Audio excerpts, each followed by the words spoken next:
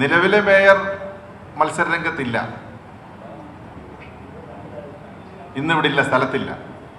അപ്പോൾ ഇത് പിന്നെ ഞങ്ങൾ നേരത്തെ തന്നെ ഈ പ്രഖ്യാപനത്തിന് ശേഷം അനൗൺസ്മെൻറ്റ് ചെയ്യുമെന്നുള്ളത് കൊണ്ട് അവർ രാത്രിയിലെ കോഴിക്കോട് നിന്ന് എത്തുള്ളൂ. അത്യാവശ്യമായിട്ട് കുടുംബപരമായിട്ടുള്ളൊരു വിഷയത്തിന് പോകേണ്ടത് വന്നതുകൊണ്ടാണ്. ഇപ്പോഴയഥാർത്ഥത്തിൽ ഓൺ ദ വേ ആണ്. ഞങ്ങൾ നേരത്തെ വിളിച്ചിരുന്നു, ഓൺ ദ വേ ആണ്.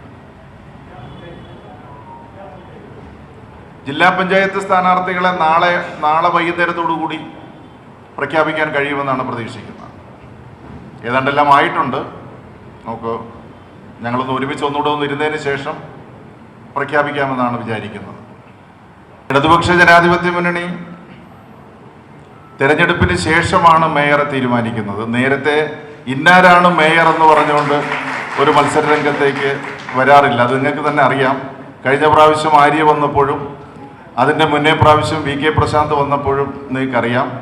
പിന്നീട് അത് തെരഞ്ഞെടുപ്പ് കഴിഞ്ഞതിന് ശേഷം ആണ് പ്രഖ്യാപനം ഉണ്ടാവുക. ഇപ്പോഴും അതുപോലെ തന്നെ.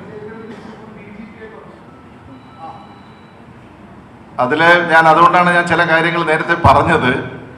യഥാർത്ഥത്തിൽ ഒരു 2 ഡസൻ പോലീസിന്റെ അകമ്പടിയോടുകൂടി ജീവിതത്തിന്റെ നല്ലൊരു ഭാഗം മുഴുവൻ ജീവിച്ച ഒരാൾ ഒരു പട്ടി ചത്തു കിടന്നാൽ വന്ന് എടുത്ത് കുഴിച്ചിടാൻ വരുമോ?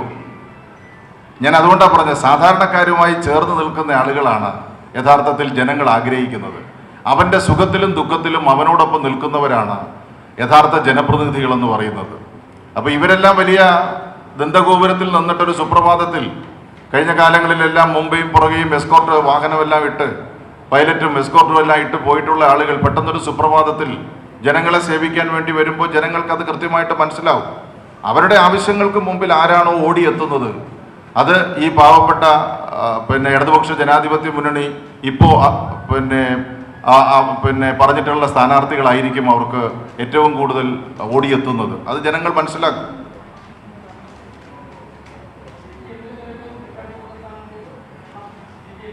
ആ 70 സീറ്റിലാണ് CPIM മത്സരിക്കുക. 31 സീറ്റ് ഘടകകക്ഷികൾക്കാണ്.